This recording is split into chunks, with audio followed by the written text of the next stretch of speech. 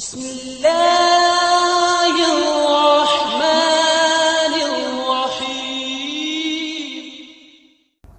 अऊज़ु बिल्लाहि मिनश्शैतानिर्रजीम। बिस्मिल्लाहिर्रहमानिर्रहीम।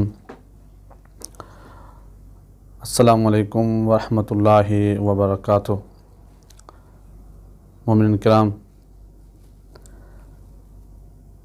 अॼु आऊं तव्हांजे साम्हूं तमामु बहितरीन मौज़ू बयानु करणु चाहियां थो।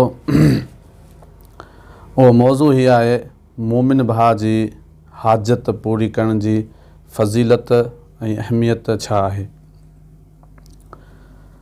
इमाम जाफ़र सादिक़ अलैहिस्सलाम जिन फ़रमाइनि था, मोमिन जी हिकु हाजत पूरी करण सां अल्लाह तबारक व तआला हुन शख़्स जी क़यामत में 1000 हाजतूं पूरियूं करे थो।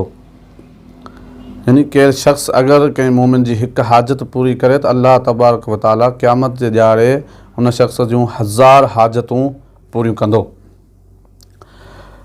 हिकु ॿी रवायत में आहे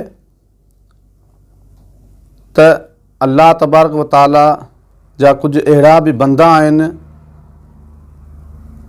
जंहिंजो धंधो, कमु ऐं सोच ऐं फ़िक्र इहो हूंदो आहे त हू हर वक़्तु मोमिन जी हाजत पूरी करण जे लाइ तयारु हूंदा आहिनि।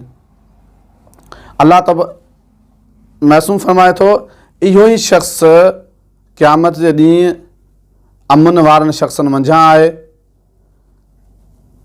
इमाम जाफ़र सादिक़ अलैहिस्सलाम जिन फ़रमाइनि था,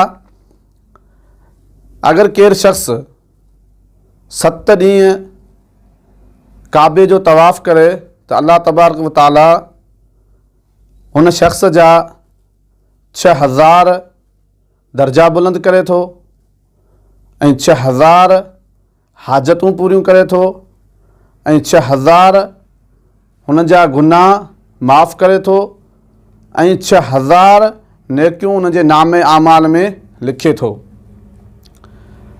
वस्सलामु अलैकुम वरहमतुल्लाहि वबरकातुहू।